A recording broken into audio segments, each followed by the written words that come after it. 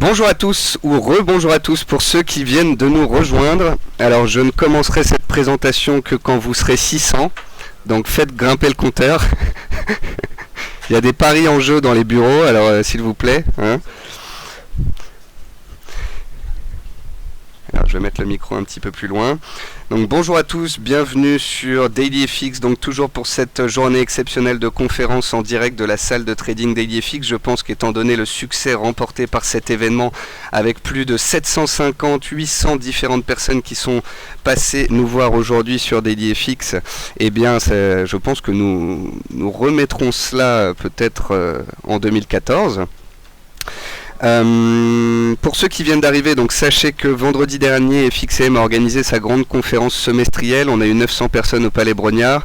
Ça a été un grand succès et ces 8 ou 9 heures de conférence ont été enregistrées et nous aurons les vidéos lundi. Donc c'est notre partenaire Fabien de Vidéo Bourse qui va nous donner les vidéos lundi.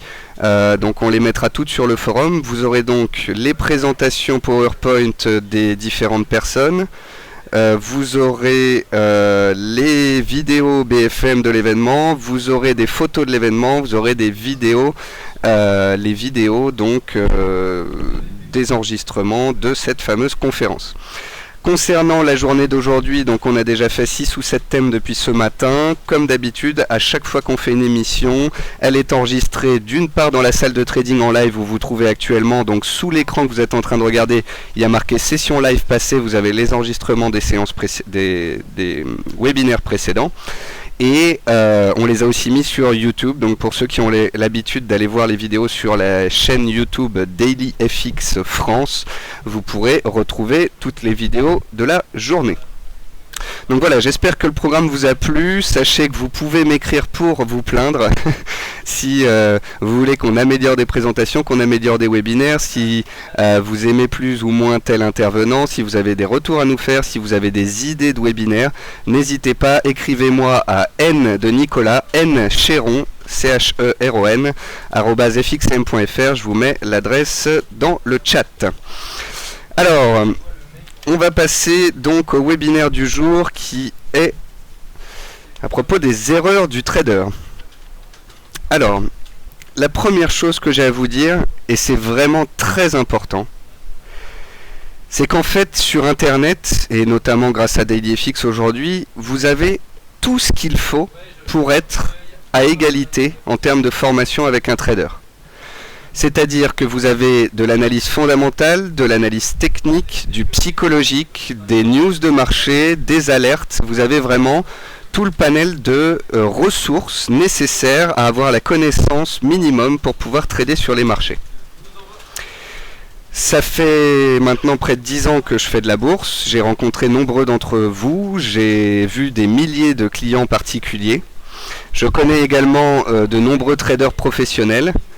Et si je devais vous donner la principale différence entre un trader professionnel et un trader particulier, c'est la rigueur.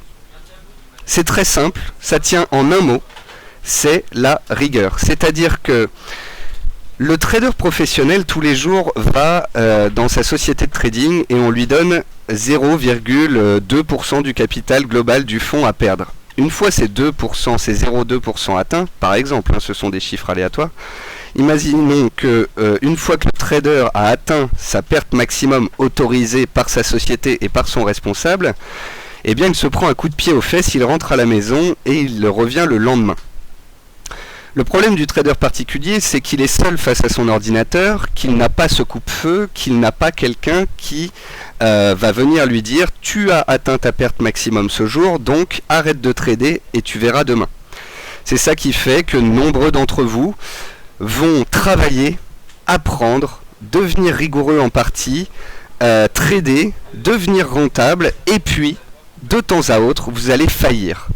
Eh bien, c'est ça qu'il faut arrêter, c'est ça qu'il faut à tout prix empêcher. Donc, première chose très importante, ce que très peu de traders font, posez-vous la question du profil. Quel type de trader je suis? Quel type d'actif je trade? Est-ce que je fais du swing ou de l'intraday? Est-ce que je suis un bon père de famille ou une tête brûlée? C'est souvent cette question-là que peu de personnes se posent. Elles regardent un trader, un analyste, elles essayent de le suivre sans se demander si ça leur est, si c'est fait pour elles, en fait. Donc ne passez pas cette case-là, c'est l'introspection, c'est une psychothérapie, c'est qui suis-je et donc comment vais-je trader. Une fois que vous aurez passé cette phase, ce stade, vous allez pouvoir passer au money management. Et le money management, c'est la définition d'une dizaine de règles. Je trade tel ou tel actif, j'ai un gain maximum de temps par jour, j'ai une perte maximum de temps par jour, j'utilise tel indicateur, et une sorte de checklist, un peu comme un... Alors imaginez un cockpit d'avion, il y a une petite photo de vous, cette photo de vous c'est le profil, c'est est-ce que je suis un tête brûlée ou un père de famille, quel est mon profil, qu'est-ce que je trade. Et à côté de ça il y a la checklist. La checklist c'est la checklist de celui qui fait... avant de lancer en fait son avion, eh bien il va vérifier qu'il a du carburant, qu'il a tout ce qu'il faut, que les vents sont bons, qu'il ne pleut pas, etc. Vous, la checklist, c'est est-ce qu'on est lundi, est-ce qu'on est vendredi, est-ce que je me suis fixé des règles particulières, qu'est-ce que je vais trader aujourd'hui, quel est mon stop maximum, quelle est ma perte maximum, etc. Une fois que vous connaissez votre profil, que vous avez défini vos règles, la seule chose qui restera, ce sera de l'optimisation et ce sera de la rigueur. Tout simplement, rigueur que vous allez devoir garder en permanence. Pourquoi est-ce que je vous parle de rigueur? Pourquoi est-ce que je vous dis à quel point c'est important? Eh bien, c'est tout simplement parce que... alors excusez-moi, on vient de me montrer une petite chose, donc je vais répondre aux questions après, hein, ne vous inquiétez pas, je passerai toutes les questions en revue à la fin. Donc une fois que vous aurez cette rigueur, une fois que vous aurez cette façon de faire, ce que je vous conseille à tous, c'est tous les jours d'avoir un petit fichier Excel, vous mettez votre gain du jour, votre perte du jour, et ce que je voudrais, ce que j'adorerais, ce que j'aimerais, c'est que vous soyez content d'inscrire une perte dans votre journal de trading et de vous dire aujourd'hui je m'étais dit que j'allais faire 2 trades, j'ai fait 2 trades, je m'étais dit que je ne perdrais pas plus de 60 €, j'ai perdu 54 €, et vous êtes content de perdre 54 € parce que vous n'avez pas excédé le nombre de trades, pas excédé la perte max, et vous constatez que vous auriez pu vous faire arracher de 500 €, et elle est là, la victoire. J'ai travaillé en 2008 pendant que les actions lâchaient littéralement avec un gérant de portefeuille actions. Donc c'est une personne qui... Ah ça y est, il y a 600 personnes, je vais pouvoir passer la seconde. J'ai travaillé en 2008 avec un gérant actions et c'est une personne qui avait plutôt l'habitude d'acheter des actions puisque les actions on a moins l'habitude de les gérer à la baisse. Et en fait, j'ai remarqué que on passait sur 200 séances, à peu près 150 séances à trader. Sur 150 séances à trader, il y a 100, 120 séances qui sont des séances où on se bat contre le marché, où on gagne un peu, on perd un peu, on gagne un peu, on perd un peu, on fait monter sa performance vraiment petit à petit. Et puis, 20, 30, voire 40 jours dans l'année, ça va être les belles séances, ça va être les beaux scénarios, ça va être là où il faut savoir laisser courir ses gains, couper ses pertes, et c'est ainsi qu'on arrive à faire une belle performance annuelle à la fin. Donc retenez bien tout cela. Si vous n'êtes pas passé par l'option psychothérapie, analyse de vous-même pour connaître votre profil, et si vous n'avez pas une checklist sur laquelle vous remplissez tous les critères avant d'appuyer sur le bouton achat ou vente, eh bien je vous conseille de faire un pas en arrière, de revenir sur ces choses-là, de les mettre au point, et ensuite vous aborderez le trading d'une façon beaucoup plus sereine et beaucoup plus qualitative. Donc ce qu'on va faire, c'est qu'on va parler des erreurs du trader, parce que je connais énormément de traders particuliers, et je vais vous parler des erreurs les plus communes que l'on rencontre, pour que vous ne fassiez pas ces fameuses erreurs. Et ensuite, je vous parlerai de quelques bourdes que j'ai fait moi-même, et les travers que j'ai toujours, qui font que je continue de progresser, mais que je ne suis pas encore prêt à me dire que je vais aller vivre dans le Larzac avec des chèvres, un MacBook Pro et une plateforme de trading avec de l'argent dessus qui me fera vivre au quotidien. Alors, on va parler des erreurs du trader, mais je voulais d'abord casser une petite chose. Donc c'est, le trader peut-il être gagnant? Est-ce que le trader pro est gagnant toujours? Est-ce que le trader particulier perd tout le temps? Alors le trader pro, il y en a qui sont bons, il y en a aussi qui font des bourdes, hein. Souvenez-vous de celui qui avait acheté des centaines de milliers de contrats sur le pétrole, qui avait acheté 5% de la production mondiale parce qu'il était bourré quand il a appuyé sur le bouton achat. Souvenez-vous l'année dernière de Goldman Sachs qui perdait 350 millions sur l'échange parce qu'il n'avait pas le bon scénario. Qui reviennent sur le DAX, enfin des exemples de traders qui ont perdu et perdu parfois beaucoup, il y en a. Donc il y a bien des traders perdants. Est-ce qu'il y a des particuliers gagnants? Et la réponse est oui. Il y a autour de 30% de particuliers gagnants.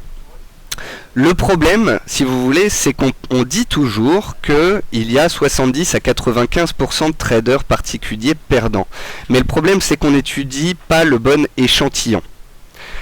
Sur 100 traders aujourd'hui en France, le problème, c'est qu'on a beaucoup de gens qui viennent du PMU, qui viennent du casino, parce que on a démocratisé les brokers avec les options binaires, on a démocratisé les brokers chypriotes avec les dépôts de 100 € et les bonus x3 le capital. Bref, on a démocratisé un trading pour parieurs qui est absolument pas qualitatif et que FXCM combat depuis des années. Donc en fait, dans les 100, vous verrez déjà 50 personnes qui sont des accros au jeu, qui font ça par pari. Dans les 50 personnes qui restent, il vous reste 50 personnes, vous retirez 10 personnes qui sont des personnes qui font ça par passion et qui font ça pour pouvoir en discuter entre eux le week-end. Et ensuite, il va vous rester 30 ou 40 personnes. Et sur ces 30 ou 40 personnes, vous avez des personnes qui sont perdants parce qu'ils ne travaillent pas assez, ils sont 10. Vous avez 10 qui sont incompatibles avec le trading parce qu'ils ne sont pas assez forts psychologiquement. Et vous en avez 20 qui sont gagnants. Donc si on regarde ces chiffres et qu'on le décortique, au final on a 40% de personnes qui sont réellement là pour faire du trading et essayer de gagner. Il y en a 20, ils sont ou incompatibles ou perdants parce qu'ils n'ont pas assez travaillé, ils n'ont pas réussi à trouver leur façon de faire. Et puis il y en a 20 qui sont gagnants. Et donc on pourrait dire que chez les particuliers, dans l'échantillon réel de personnes qui font ça sérieusement, on a 50% de gagnants, 50% de perdants. Je vous parle de certains de ces chiffres-là, mais je vais vous montrer que vous pouvez télécharger un guide, le guide qui s'appelle Caractéristiques des traders à succès, qui se trouve dans la partie guide du site. Parce que là, par exemple, je vais vous parler du chiffre 59, et vous verrez dans ce guide-là, il y a tous les graphiques et les explications. 59, c'est le pourcentage de traders particuliers qui sont dans le bon sens quand ils se positionnent sur l'euro-dollar. Donc ça veut dire que c'est même pas 50% de gagnants, c'est que vous êtes 60% ou presque à être gagnant quand vous prenez une pause sur l'euro-dollar. Ces chiffres-là, ce sont les chiffres des FXM, enfin ce chiffre-là particulièrement, et on l'a eu en analysant des dizaines de millions de trades sur les dernières années. Et donc, c'est quoi le problème ? Eh bien le problème, c'est qu'on voit que la moyenne des gains en pipe d'un trader gagnant est de 60 et la moyenne du nombre de pipes perdants est de 120. Donc quand vous gagnez peu et quand vous perdez beaucoup. Pour changer ce chiffre, eh bien on va tout simplement tenter de laisser courir les gains en utilisant des techniques de money management comme le stop à zéro, ou bien couper la moitié d'une position gagnante et garder l'autre moitié. Comme ça on va exponentialiser, augmenter les gains, les optimiser. Et pour arrêter de se prendre 125% de pipes perdants sur les paires, eh bien s'il y en a quelques-uns parmi nous qui ont l'habitude de tenir des positions perdantes de 300, de 500 ou 700 points, sachez que c'est vous qui faites que les statistiques sont aussi pourries, et sachez que, à moins d'être un investisseur à très très long terme sur 20 ans sur l'échange, tenir une position à moins 500 ou moins 1000 pips, c'est, je vais pas être méchant, je vais dire dommage. Voilà. Alors ensuite, si vous voulez aller plus loin, il faut étudier les horaires pour comprendre que le matin c'est pas mal, pour comprendre que l'après-midi c'est la machine à laver avec les États-Unis, pour comprendre que les traders qui aiment bien les mouvements linéaires, faut aller sur les paires dollars néo-zélandais et australiens, donc le soir ou la nuit. Si on veut aller plus loin encore pour savoir pourquoi les traders particuliers sont perdants, on regarde le capital. Donc là c'est encore une fois très parlant. Il y a combien de pourcentage de personnes qui perdent sur les marchés avec un capital inférieur à 1000 $? Énormément. Peut-être 80% de traders perdants. Et quand on regarde le pourcentage de traders gagnants sur les comptes supérieur à 50 000 euros, bah là, comme par hasard, on arrive à 40-45% de traders gagnants. Comme quoi, c'est un peu comme le psychologue. Vous allez voir un psy, ça coûte 10 euros. Vous lui parlez pas, vous vous en fichez et puis ça passe. Vous allez voir un psy, vous payez 70 euros. Ça vous fait mal aux finances, donc vous y allez et vous faites ça bien. Bah, le trading, c'est pareil. Vous mettez 500 balles sur un compte et vous vous dites oh, je vais trader comme ça pour le fun, effet de levier 200, je vais être riche. Vous le cramez. Vous mettez 50 000 euros, c'est une grosse partie de votre investissement, de votre argent de côté. Bah, comme de par hasard, vous n'allez pas utiliser de levier et vous allez trader sagement et vous aurez 3 fois plus de chances d'être un trader gagnant à terme. Voilà. Donc voilà ce que je voulais vous dire sur ces fameuses légendes urbaines.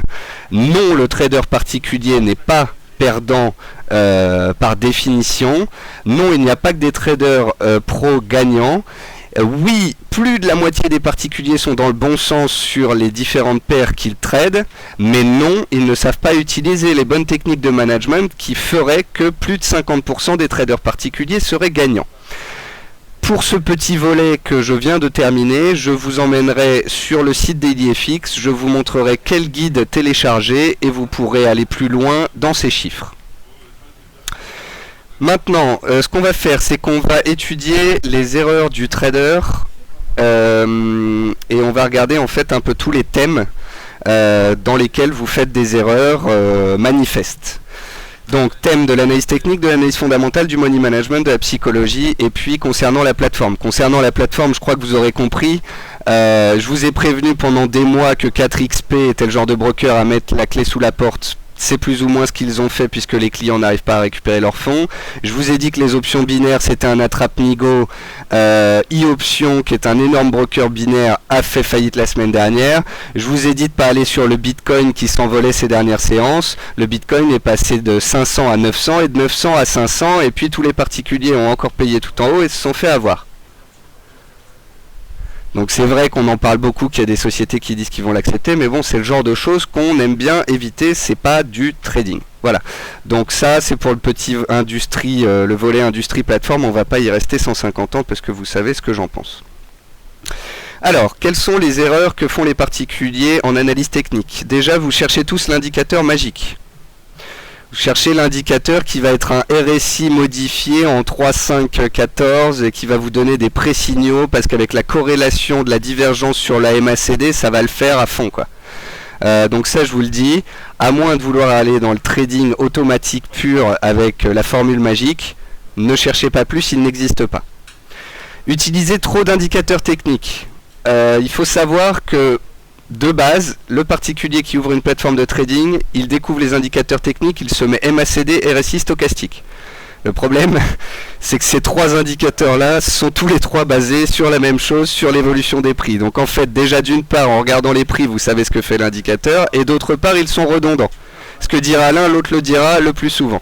Donc ça sert à rien d'avoir les trois, il faut choisir son préféré. En l'occurrence, nous les analystes, on a un faible pour le RSI.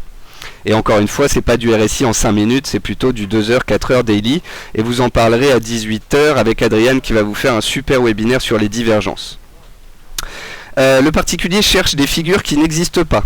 Certains voient des biseaux partout, d'autres des diamants partout, alors que le diamant par exemple, c'est une des figures chartistes les plus rares. Donc ne cherchez pas des figures... Il y a des bouquins d'analyse technique sur les figures chartistes, elles ont des définitions claires, respectez-les.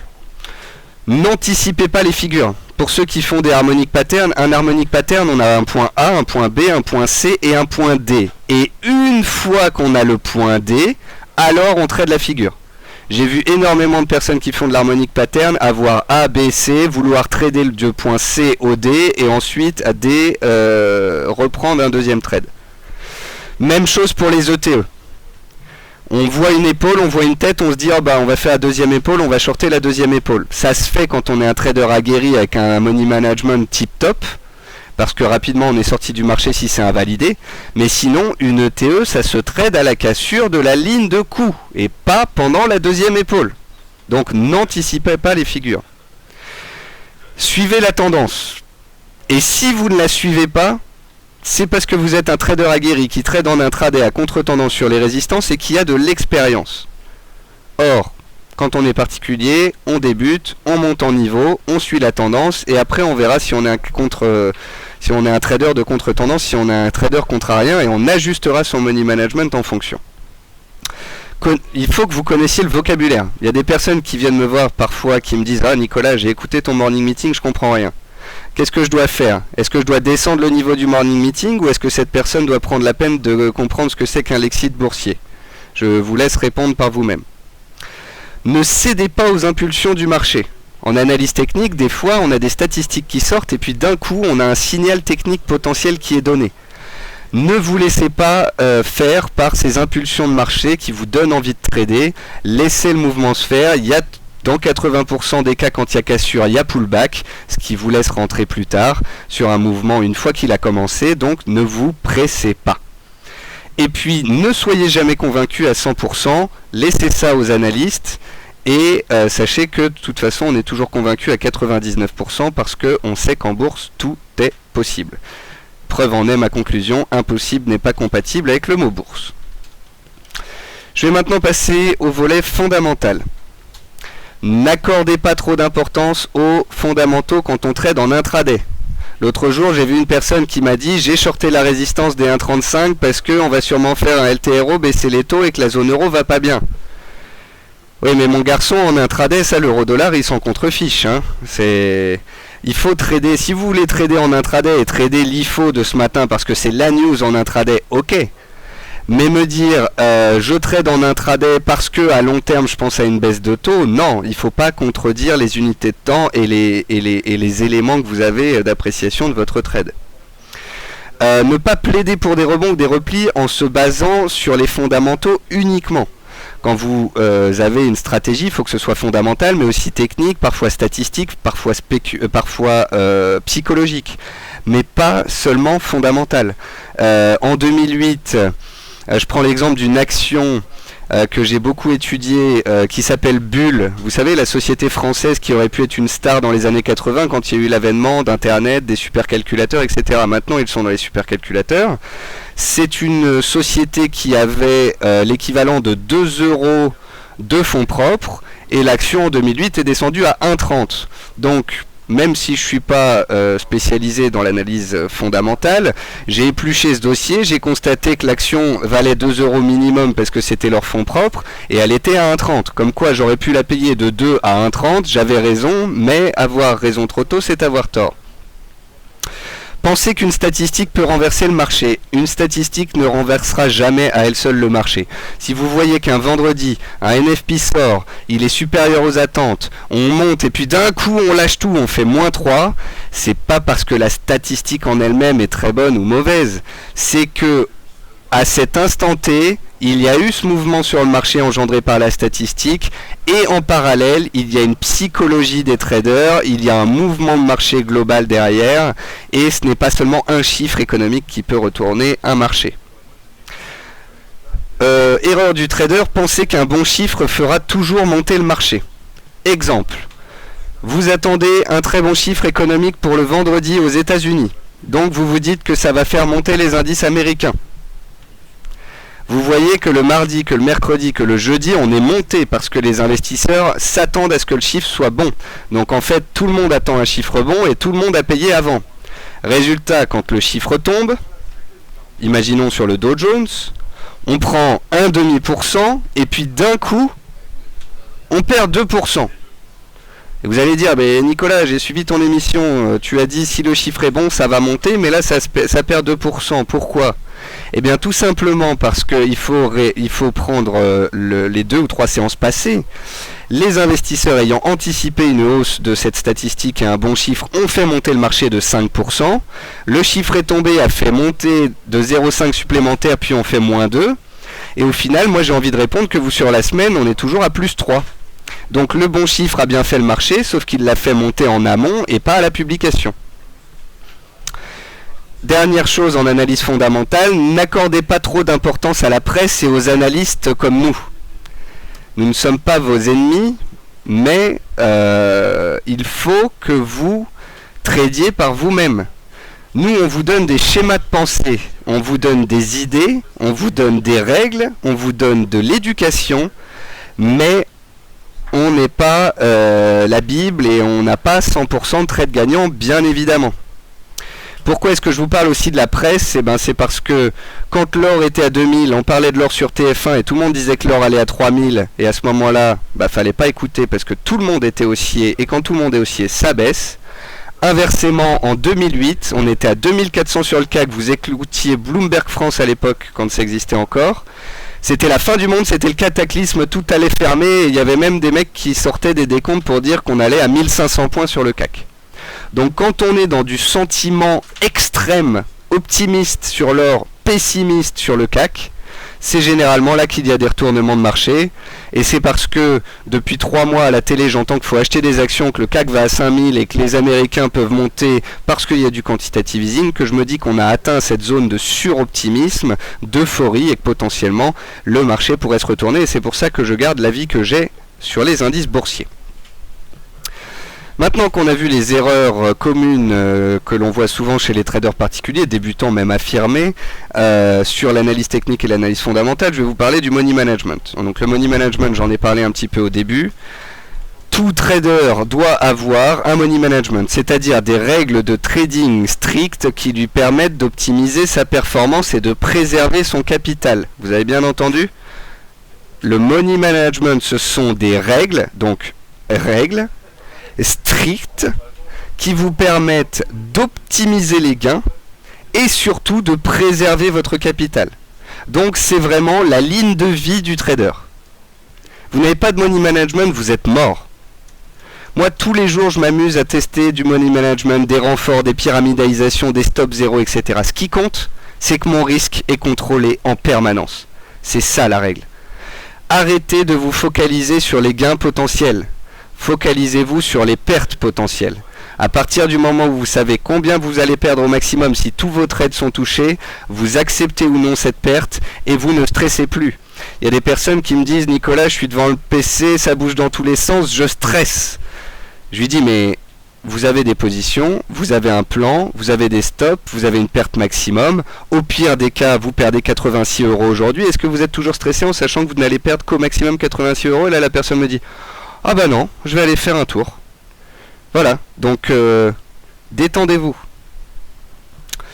Alors, le money management c'est important, et les erreurs qu'il ne faut pas faire, c'est par exemple ne pas avoir de plan de trading. Quand j'entends des personnes dire je t'ai suivi sur l'argent, par contre je mets où le stop, ou je t'ai suivi sur le pétrole, je gagne 200 points, quand est-ce que je sors?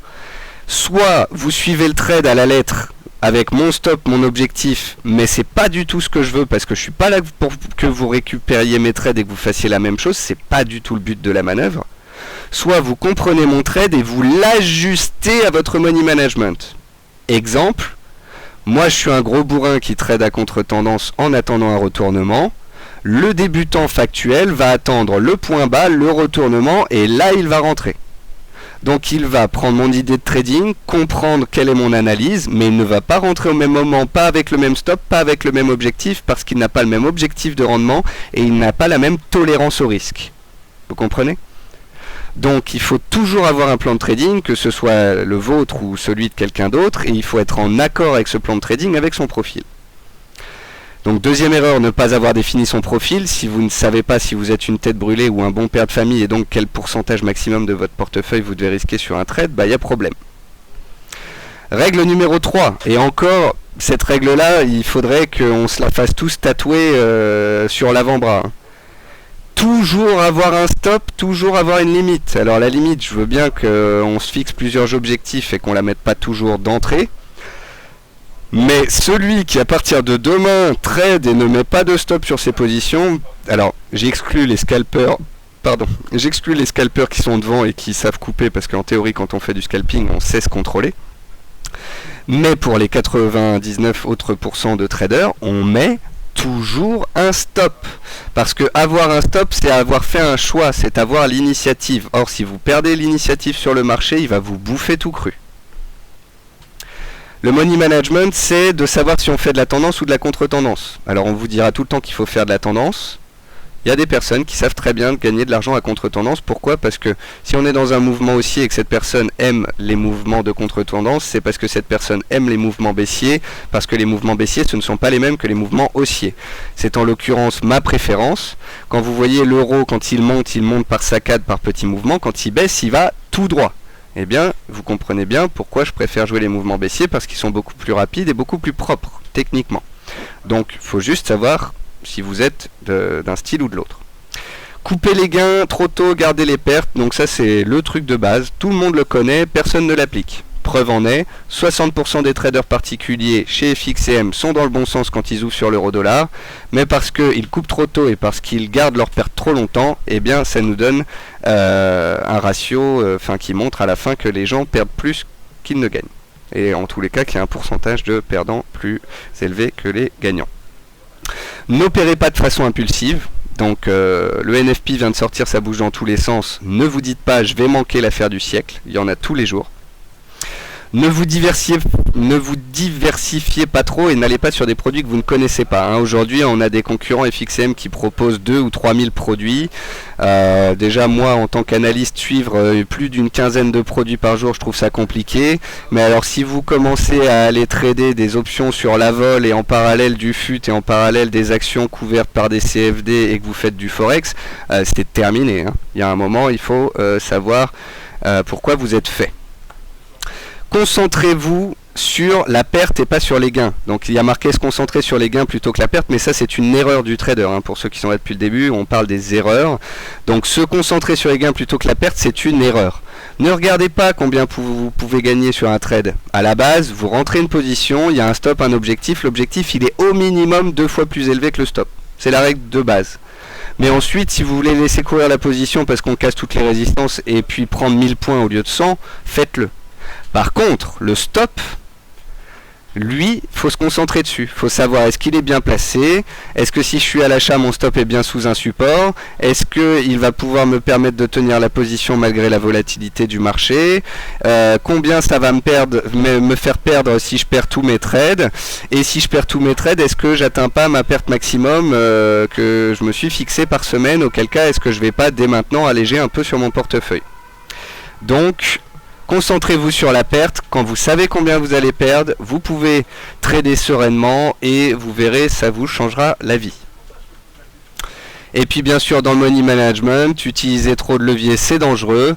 Alors comme j'expliquais à des clients qui étaient là hier, je ne vais pas vous donner de chiffres. Il y a des personnes qui vont me dire oui mais Nicolas, user trop de levier ça veut dire quoi? Faut mettre 10, faut mettre 50 ou 200. Mais ça dépend pas d'une règle de base. Ça dépend de vous. Donc il y a des personnes pour qui trader en l'effet de levier 2, c'est trader avec un gros levier. Et il y a des gros bourrins qui tradent en effet de levier 50 qui trouvent que c'est soft. Et que seulement quand ils sont en effet de levier de 200, ils commencent à stresser un peu.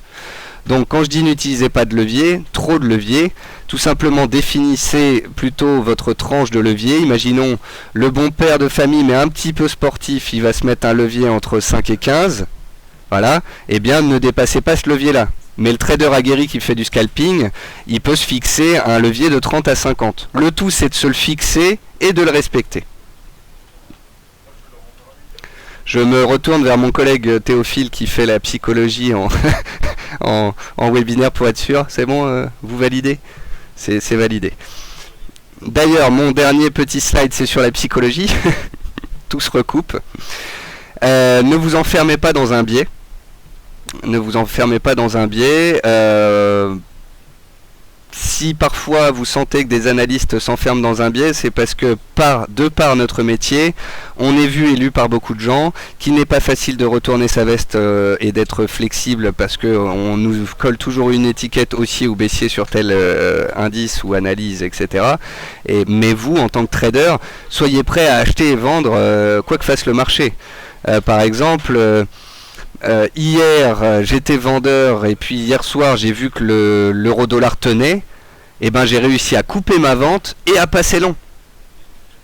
Cet après-midi j'étais vendeur, je suis très mal sorti avec une petite perte de 14 points, j'aurais pu sortir à 0 mais je le sentais pas, parce que j'étais vendeur d'euros et je sens que l'euro tient et je sens qu'il a encore envie de monter et je sens que le SSI est vendeur, etc. Et que tout ça, ce ne sont pas des éléments qui plaident pour la baisse. Donc dans l'incertitude, je ne me suis pas posé de questions. Bam, j'ai coupé ma position. J'aurais pu optimiser la sortie et sortir à zéro, ça c'est un autre sujet. Et je suis ouvert à passer à l'achat. Voilà, donc je ne suis pas enfermé dans un biais. Ne cédez pas au sentiment extrême, donc à la peur. Théoriquement, vous ne cédez pas à la peur si vous connaissez votre perte maximum. Et ne cédez pas à l'euphorie. L'euphorie, c'est le débutant qui trade avec un lot, qui gagne une fois 10, une fois 10, une fois 10, et qui au quatrième trade met un levier 50 fois supérieur et se prend moins 50. Donc ne cédez pas à l'avidité, à la tentation, à la cupidité, à la gourmandise, parce que dans le trading, les péchés capitaux, il y en a un paquet. Soyez objectif, donc des fois prenez un actif, virez tous vos supports et résistances, refaites une analyse comme si vous ne l'aviez jamais vu, et parfois ça vous fera sortir d'un trade parce que vous vous dites j'ai dû louper quelque chose, ça fait 3 jours que je vends et que ça ne veut pas baisser, c'est peut-être que j'ai pas vu quelque chose, et là vous arrivez factuellement à faire une analyse et à potentiellement soit couper, soit voir changer votre fusil d'épaule. Faites la différence entre persévérance et acharnement. La seule différence, la nuance qu'il y a entre persévérance et acharnement, c'est que le trader qui a un plan de trading, tant que son plan est valide, il continuera, il persévérera. C'est-à-dire que, imaginons que on est sur, l'euro-dollar. Imaginons que vous dites, d'accord, alors l'euro-dollar est à 1,28, tant qu'il est à 1,28, je paye le support, et si ça casse, je sors. Et ben on va toucher 1,28, vous allez payer, on va remonter de 50 points, vous allez mettre stop 0, on va redescendre, toucher votre stop à 0, on va rebondir sur 1,28, vous allez repayer, on va remonter de 50 points, on va revenir sur le seuil, stopper à 0 encore une fois, vous allez repayer une troisième fois, et là on va vous dire, mais tu t'acharnes. Et vous allez dire, non, je persévère, j'ai un plan, avec un money management très strict qui me permet de ne jamais ou presque pas perdre puisque je mets mon stop à 0. Et tant que mon support tiendra, comme il est marqué dans mon plan de trading, je paierai. L'acharnement, c'est on casse un 28, le lendemain on est à un 27 et vous dites ouais bah je continue. Voilà. Donc ça c'est possible uniquement si vous avez abandonné le plan de trading initial et que vous avez récréé un plan de trading qui dit qu'un 27 peut être une base, mais c'est là où il faut faire preuve donc d'objectivité et savoir se dire qu'on a eu tort et qu'il faut peut-être changer. Dans la psychologie, il y a le rapport à l'argent, alors faites très attention, hein, quand on gagne 3 ou 4 000 euros sur un compte de 2 000 euros, eh bien, faut pas être cupide. Il faut retirer son capital de départ et puis repartir sur de bonnes bases. Faites attention aussi si vous avez besoin de gagner des trades pour manger à la fin du mois, ça peut être ultra stressant et ça peut vous mener à la faillite plus qu'autre chose. Et donc pour conclure ce volet sur la psychologie, j'ai envie de vous dire que les faibles doivent s'abstenir, le loup est un loup pour l'homme, et en trading comme dans tous les domaines de la vie, eh bien tout le monde n'est pas fait pour ça. Voilà. Le dernier volet de cette partie, c'est l'industrie. Donc tout ça pour vous dire que l'erreur d'un trader, c'est parfois de choisir un mauvais broker. Moi, ça ne me dérange pas que vous alliez chez des brokers qui sont cotés en bourse et qui sont des grosses institutions. On sait qu'en France, il y a Saxo Bank, il y a IG Market, il y a FXTM, ce sont des gros acteurs. Ben, n'importe quel client ou personne qui viendra me voir qui me dira « je suis chez un de vos concurrents, mais c'est un gros broker », je lui dirai « il n'y a pas de problème, je vous en veux pas, vous avez un choix à faire, vous avez choisi un broker concurrent, mais c'est pas grave. C'est un broker sérieux qui a pignon sur rue, qui est coté en bourse, qui doit donner des résultats. Alors après, on se bat tous un peu sur nos petits plus. Mais le tout, c'est de pas aller chez les brokers chypriotes, de pas aller faire de l'option binaire, de pas aller dans des banques qui peuvent lâcher à tout moment parce qu'ils n'ont pas ségrégué les comptes, de pas aller dans des boîtes qui vous promettent des bonus ou des conseils et où c'est des commerciaux qui donnent les conseils alors que c'est pas du tout le même métier. Voilà, donc faites attention à ça. Un bon ouvrier a de bons outils, un bon maçon a une bonne truelle, un bon trader a un bon broker. Et puis je vais finir avant de répondre à vos questions par quelques petites anecdotes. J'ai pas été très loin dans les anecdotes, mais sachez que Ça fait 10 ans que je suis la bourse, ça fait 8 ans que je trade en réel, j'ai eu des bonnes périodes, j'ai eu des mauvaises périodes, ce qui fait que je ne m'arrête pas de travailler, c'est que je ne suis pas rentable sereinement dans une période de temps longue, et c'est ça qui fait que je me lance pas, tout simplement parce que j'ai 29 ans, que j'ai tout mon temps et que je continue de monter en puissance au quotidien en échangeant avec vous, en échangeant avec les professionnels de marché autour de moi, etc. Si je l'ouvre autant, c'est tout simplement parce que je pense que je suis un analyste quand même qui a des choses à raconter, parce que j'ai tradé plusieurs milliards sur les marchés actions, indices et forex en gestion ou à titre personnel, et que de par ce fait j'ai des choses à vous apprendre qui peuvent vous permettre d'avancer plus vite que moi je l'ai fait. Donc des exemples de trades personnels de choses qui se sont pas bien passées. Premier exemple, l'euro-yen. L'euro-yen est une paire très volatile puisqu'elle fait partie des paires en yen, et j'ai l'habitude de trader l'euro-dollar avec un trade avec un stop de 30 points, et je me suis amusé à une période à trader l'euro-yen avec un stop de 30 points. Et bien je me suis très rapidement rendu compte que la volatilité étant plus élevée sur l'euro-yen, je ne devais pas utiliser un stop de 30 points, mais mesurer l'écart de volatilité entre l'euro-dollar et l'euro-yen et l'appliquer à mon stop, et donc utiliser des stops de 50 points, ce qui paraît naturel. Voilà. Donc abaisser le levier, augmenter le stop quand on trade sur une paire qui est très volatile. Sauter au point près. Quand vous sautez au point près au plus bas du jour ou au plus haut du jour, je vous l'assure, ce n'est pas le marché qui est méchant, c'est pas votre broker qui est méchant, c'est un manque de peau. C'est pas que vous êtes mauvais, et c'est pas que vous avez vraiment tout à vous reprocher, à moins que ça vous arrive tous les jours. Sauter au point près, ça m'est arrivé sur des points hauts, des points bas de marché, sur des mouvements où j'aurais pu prendre des dizaines de milliers d'euros. Ça fait partie de la vie et donc du trading en général. Voilà. Renforcer une position perdante, donc évitez de le faire. Quand vous voyez en fait que par exemple je short l'USD CAD à 1,05, 40, 50, 60, c'est pas que je fais une martingale et que plus je perds, plus je renforce en espérant revenir à la moyenne, c'est que je constitue une position. C'est-à-dire que plutôt que de rentrer 30K à un prix donné, 1,0550, je mets 10K à 0,540, 10K à 0,550, 10K à 0,560, comme ça je constitue ma position. Pourquoi est-ce que je fais ça ? Exemple premier, le marché monte à 0,542 et baisse. Eh bien, si j'avais mis 30K à la vente à 0,550, je n'aurais pas été fait. Vu que j'ai mis 10K à 10 pips de différence x 3 lignes, eh bien ma première ligne à 1,0540 est passée, puisqu'on a fait 0,542.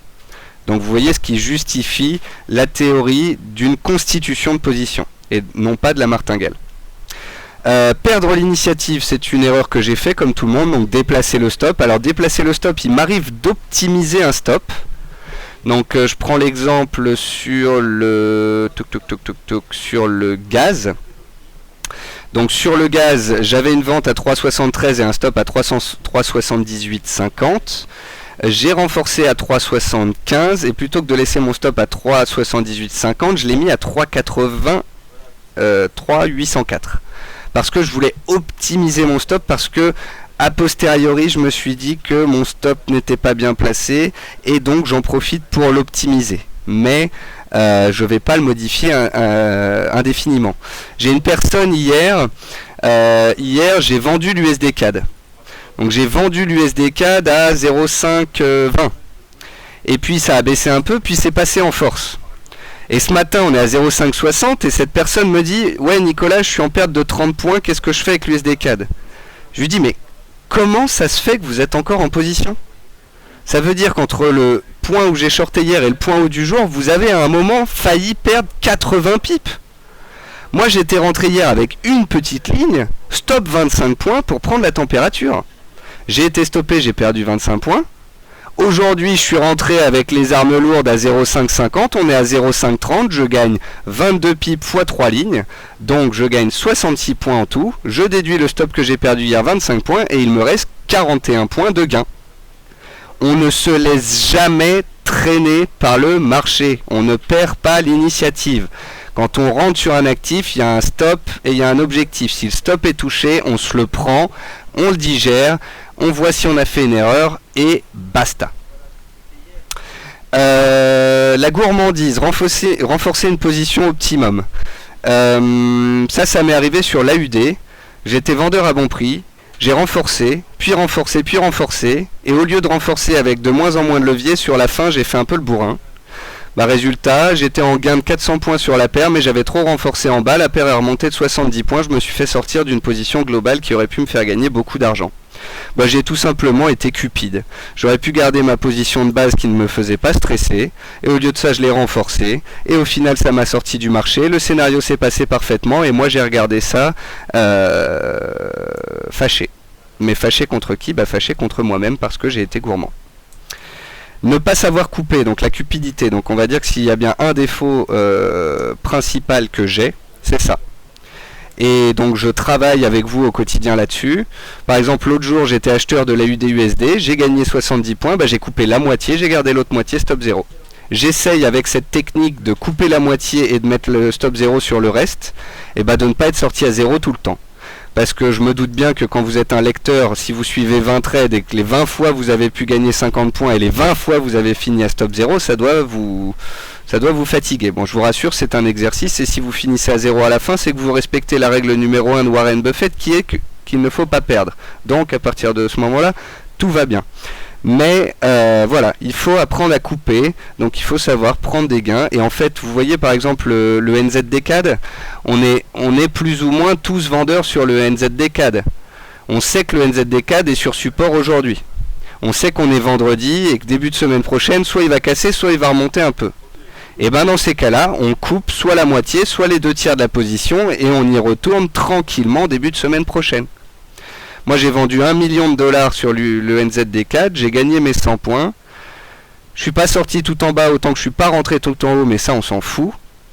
Maintenant on est en train de rebondir sur support. Si on revient tout en haut, je re-short. Si on casse en bas, je short. De toute façon, j'ai encaissé une grosse partie de mes gains. Il me reste un solde de la position que je regarde même plus sur mon compte. Il ne me fait plus du tout stresser. Ne vous accrochez pas trop à un scénario, voire à un actif. Alors ça, je dis ça parce que il y a des personnes qui tradent le marché action, qui nous écoutent aussi. Il y a beaucoup de gens qui tombent amoureux d'une action, on dit. Donc vous apprenez le dossier, vous apprenez les produits. Limite, quand vous allez au supermarché, au lieu d'acheter des petits pots d'une marque, vous allez acheter des petits pots de l'autre parce que c'est votre action qui les fait. Vous voyez, c'est une société dans l'agroalimentaire. Donc ne tombez pas amoureux des actifs, sachez sauter de famille d'actifs en famille d'actifs. Il y a des périodes où les indices sont super, il y a des périodes où les métaux sont super, il y a des périodes où le forex est super, il y a des périodes où les trois bougent. Donc ne vous accrochez pas à quelque chose, sachez aller chercher des opportunités là où elles se trouvent. Parfois, pour des scénarios non pas de court terme mais de moyen terme, faites une croix sur 20 points si ça peut vous permettre de rentrer. Et là, je pense à la paire Euro-CHF. En 2012, l'Euro-CHF était à 1,20 ici. Et pendant pratiquement 9 mois, on est resté là et j'ai écrit 7 analyses dessus. J'ai même écrit un énorme papier qui s'appelait Lettre ouverte à la BNS, donc à la Banque Nationale Suisse, où j'ai expliqué par A plus B qu'on avait 99% de chances que ça monte, mais que ça prendrait du temps et que seuls les traders patients en profiteraient. Donc bien évidemment, vous êtes tous rentrés dedans. Bien évidemment, 8 mois plus tard, quand c'est parti, que ça a pris 500 points faciles, il n'y avait presque plus personne dedans. Mais les pires, je dirais, c'est pas ceux qui n'ont pas eu la patience, à la limite, je veux bien leur pardonner. C'est ceux qui voulaient payer 1,20,12 et on était à 1,20,14. Voilà. Donc il y en a qui pendant 2 semaines avant l'envolée avaient des ordres d'achat, étaient à 1,20,10, 1,20,12, 1,20,14 et plutôt que de prendre la moitié à 1,20,14 quitte à en reprendre à 1,20,10, et ils restaient où ils étaient, ils n'ont jamais été faits et ils n'ont jamais pris la hausse. C'est quand même relativement bête de ne pas se prendre un trade de 500 points avec un stop de 30 points et d'être à 2 pips près. Vous voyez ce que je veux dire ? Enfin, je terminerai cette présentation par une dernière erreur que j'essaye de moins en moins de faire. C'est tout simplement d'être factuel, de ne pas ignorer les détails. Voilà. Ces dernières séances, l'eurodoll, On a parlé de taux négatifs, on a parlé de baisse des taux supplémentaires, on a parlé de tendance baissière, et l'euro, qu'est-ce qu'il fait? Il tient, voire il monte. Eh bien, dans ces cas-là, c'est un détail fondamental, je ne dois pas l'écarter. Vous pouvez faire ça sur le fondamental, sur le psychologique, vous pouvez aussi faire sur des graphiques. Quand vous voyez un actif comme le dollar australien qui baisse tout droit, tout droit, tout droit, vous êtes vendeur, et que vous voyez qu'en donné 4 heures, on fait une grosse mèche basse, un marteau, donc la figure de retournement d'analyse technique propre, et là vous vous dites, c'est pas grave, ça va continuer quand même si ça doit remonter un peu. Bah non, non. On a suivi une tendance baissière magnifique, on a cassé des supports en permanence, là on voit un gros pin bar avec mèche basse, marteau, retournement potentiel, eh bien on coupe. Tout simplement. Et on y reviendra plus tard. Voilà, donc c'était ma séance psychologie. Je suis dans le fauteuil et vous êtes le psy. Moi j'ai fait mon affaire, on est vendredi soir, je vais pouvoir rentrer tranquillement à la maison. Je vais répondre à quelques-unes de vos questions et je vous invite vraiment à rester puisque à 18 h il y a la dernière présentation du jour par Adriane qui prépare ce sujet depuis un petit bout de temps. Adriane qui vous donne généralement au quotidien sur DailyFX de très bonnes opportunités de trading, et si ce monsieur performe autant, c'est parce qu'il étudie très bien les divergences, et c'est notre monsieur divergence chez DailyFX. Quand on voit une divergence, il faut demander validation à Adriane. Donc voilà, restez à 18 h, ça va enchaîner. Alors, je vais répondre à vos questions. Il y a une question qui a été posée au tout début par Florent à propos d'un certain machin. Quand vous avez envie de me parler d'un broker, d'un conseiller, d'un soi-disant gérant de fonds ou quelque chose comme ça, vous m'écrivez un email. Ne me le demandez pas dans une émission, je vais être encore obligé de tailler quelqu'un devant tout le monde. Donc envoyez un email, c'est ncheron@fxcm.fr et je vous donnerai des tuyaux. Le Basque nous dit... J'ai pas de plainte à faire, que des félicitations. Donc ça c'était pour vous dire tout à l'heure que si vous avez des améliorations, des demandes, des remerciements à faire concernant la journée d'aujourd'hui, la journée du 15, n'hésitez pas à nous écrire. C'est parfois mieux de nous envoyer un mail plutôt que d'en parler sur le forum ou d'en parler pendant un webinaire. Lorenzo dit notre pire ennemi sur le marché c'est nous-mêmes. Alors ça je dirais pas mieux. Cyril dit il faut que j'investisse. Effectivement. Alors il y a Silver Trader qui dit témoignage pour ceux qui débutent, c'est fou le nombre d'erreurs que j'aurais pu éviter simplement en appliquant les règles de base que tout trader sérieux connaît. Donc en fait on connaît tous les règles, mais les seuls qui gagnent du fric à la fin c'est ceux qui savent être rigoureux. Donc j'en reviens à ce que j'ai dit au tout départ, soyez rigoureux. Guylaine dit si la majorité des particuliers perdent, c'est je pense parce que les débutants font de l'intraday beaucoup plus difficile quand on maîtrise mal les bons objectifs et les stops. Alors effectivement il y a plein de choses qui font que le débutant perd, c'est qu'il est cupide, c'est qu'il n'a pas les règles, c'est qu'il n'a pas la connaissance, c'est qu'il n'a pas la rigueur, donc forcément on fait vite des erreurs.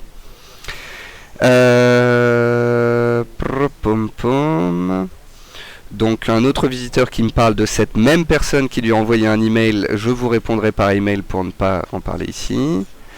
Visiteur dit merci pour les commentaires concernant les binaires, c'est ce que je pense aussi. Spider One me dit le WTI repart à la hausse. Ah oui, alors ça je vais finir ma journée de trading par ça. Donc j'ai fait une émission à 11 h et c'est là où j'aimerais bien que ce soit clair entre vous et moi. Alors, j'ai écrit ce matin une stratégie sur le forum DailyFX qui est ici.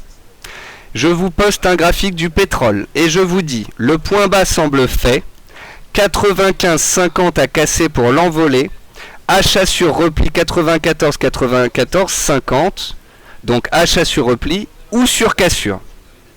Cet après-midi, quand le pétrole a perdu 100 points, j'ai 2-3 petits rigolos qui sont venus me voir, qui m'ont dit « Ha ha ha, tu dis toute la journée que ça va exploser, et puis on perd 100 points. » Je ne dis pas que le WTI va exploser toute la journée. J'ai cru qu'il allait le faire, et c'est vrai que parfois on s'excite un peu.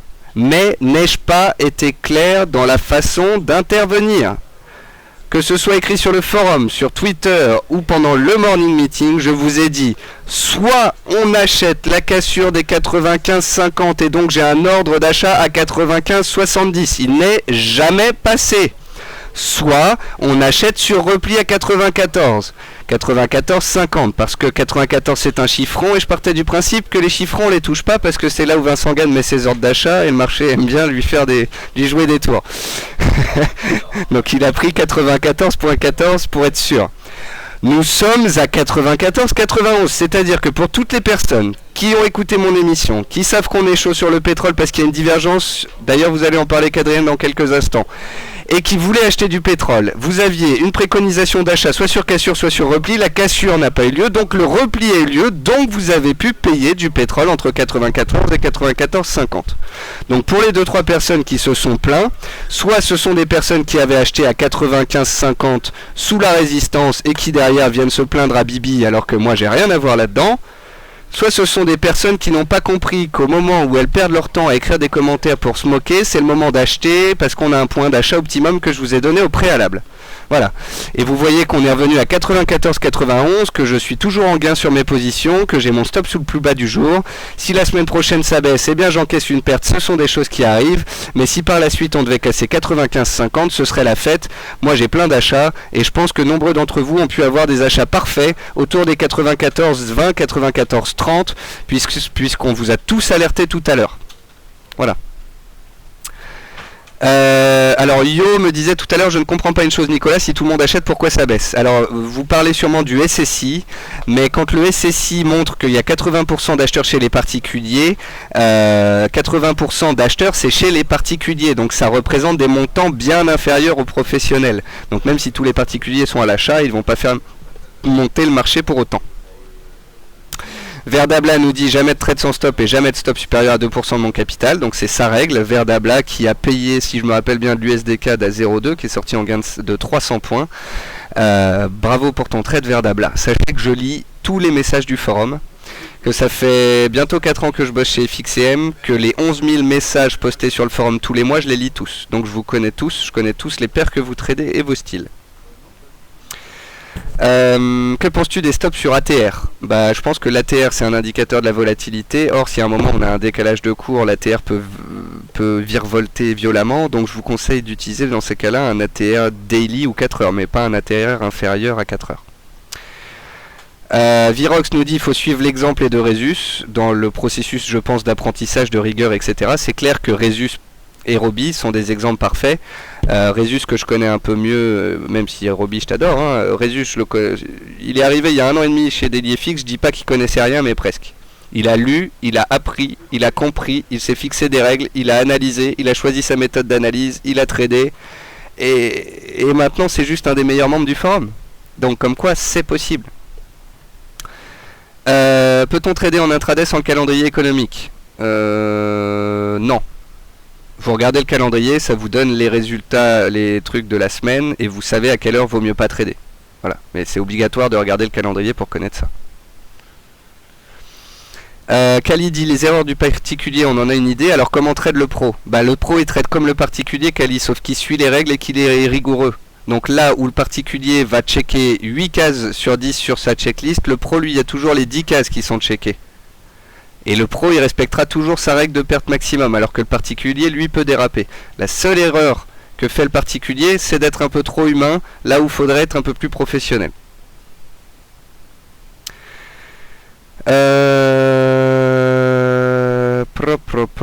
Alors JS me parle de traders qui traitent sans stop. Il y a des traders qui traitent sans stop, ça arrive, c'est un style, c'est une façon de faire. Voilà, moi je vous le dis, gardez vos stops.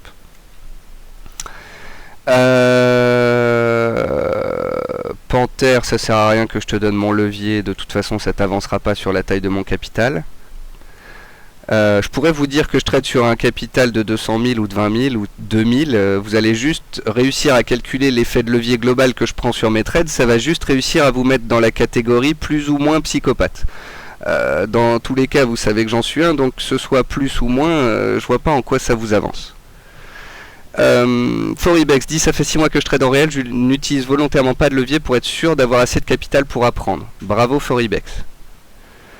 Adeline, petite question à part. Pourrais-je recevoir le livre de Karen, sachant que j'ai suivi une formation avec elle, ou bien faut-il ouvrir un compte? Merci, bravo pour cette conférence. Adeline, si vous êtes cliente FXCM, voyez avec FXCM. Si vous êtes cliente de Karen et que vous avez suivi sa formation, voyez avec Karen.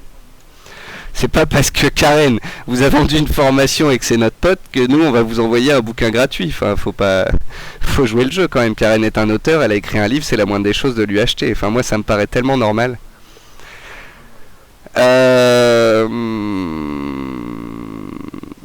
Alors, je continue de lire les questions. Visiteur dit: certains brokers d'options binaires sont néanmoins sérieux, bien que non régulés AMF. Que pensez-vous des options binaires en elles-mêmes? L'option binaire est un produit qui vous donne une probabilité de gain inférieure à un produit classique. C'est simple. En gros, quand vous tradez les binaires, si vous faites 1 plus 1, bah, ça fait 1,8. Vous comprenez le truc? Quand vous tradez des options binaires, le calcul et le fonctionnement des options fait que vous avez une probabilité statistique de gain inférieure au produit classique.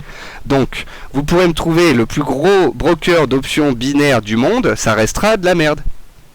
Que ce soit clair. Et ça, je vous le dis, parce que c'est l'avis de tous les professionnels, de tous les analystes et de tous les traders que je connais, sans exception. Je ne connais aucun trader professionnel qui trade les options binaires, que ce soit clair. Donc, je sais que je suis chiant, je sais que je suis catégorique, mais j'ai prévenu il y a 6 mois tous les traders de 4XP qu'il fallait partir. Bah, le mois dernier, il y a un client qui m'a écrit un email pour me dire: merci Nicolas de m'avoir prévenu, j'ai récupéré mon argent. Et bien vous savez quoi, ils ont mis la clé sous la porte, on ne peut plus récupérer nos sous. Donc vous verrez avec les options binaires, ce sera pareil. Visiteur dit: comment se prémunir des écarts de spread anormaux? On ne se prémunit pas de l'anormal. S'il y a quelque chose d'anormal qui arrive sur le marché, ça peut entraîner une perte, ce sont des choses qui arrivent. Alors, c'est l'heure, excusez-moi, il y a Adriane qui trépigne, donc je suis en train de finir, je regarde vos questions. Est-ce que Karen Pellois a fait un webinaire aujourd'hui? Oui, François, il est dans la salle de trading en live. Regarde, vous allez dans la salle de trading en live dans la partie du bas et c'est bon. Bon, j'ai vu à peu près toutes vos news. Bon, je pense que j'ai fait le tour. Et puis, merci pour vos commentaires. Merci pour votre présence. Et que pensez-vous du hedging inverse pour éviter une perte? Alors, le hedging, c'est prendre une position inverse. Donc, le hedging inverse, ça n'existe pas. Et prendre une position inverse à une position en perte, c'est complètement nul. Ça ne sert à rien. Ça ne sert à rien. Le hedging, c'est le meilleur truc pour buter les particuliers. Vous achetez de l'or, et l'exemple le plus particulier, c'est l'or. Le trader particulier, il est débutant, il se pointe sur l'or, déjà quel marché le plus compliqué pour les particuliers. Ensuite, il achète sans stop, deuxième erreur. Il perd 50 $ et là, il se poste à la vente en se disant: bah, je suis vendeur et acheteur, je vais peut-être réussir à m'en sortir. Quand vous êtes acheteur et vendeur d'une même position, d'un même montant, votre compte il est à zéro, il bouge plus. Donc autant couper la position perdante, se couper une main plutôt qu'un bras et pouvoir retourner sereinement sur le trading, plutôt que de tous les jours avoir ces deux lignes dans votre portefeuille achat et vente et de ne pas savoir quoi en faire. C'est vraiment dangereux, ne faites pas de hedging. Point. Alors Nico me dit: bonjour Nicolas, pour les options, faut pas mélanger les binaires et les put call. Oui, j'ai bien dit options binaires. Les options, c'est un produit que tout le monde trade, c'est un produit très connu depuis des années, mais les options binaires, c'est une saleté. Filmar me dit: il y a moins de personnes, est-ce que tu es déçu? Non Filmar, parce qu'on a eu entre 500 et 800 personnes toute la journée dans la salle de trading en live et on a bien dépassé les 1000 personnes en visiteurs uniques au total sur la journée. Donc 900 personnes à Brognard, plus de 1000 personnes en live sur DailyFX. Bah, je pense tout simplement qu'on va avoir plus de pain sur la planche pour pouvoir ravir l'ensemble de nos lecteurs. Voilà, alors j'ai dépassé un peu sur le timing, il est 18h06, si vous avez d'autres questions, vous me les posez sur le forum. Et je veux juste vous donner une page sur laquelle il faut absolument que vous alliez dès aujourd'hui, c'est la page des guides de trading. Donc à côté de là où vous êtes dans la salle de trading, il y a formation trading.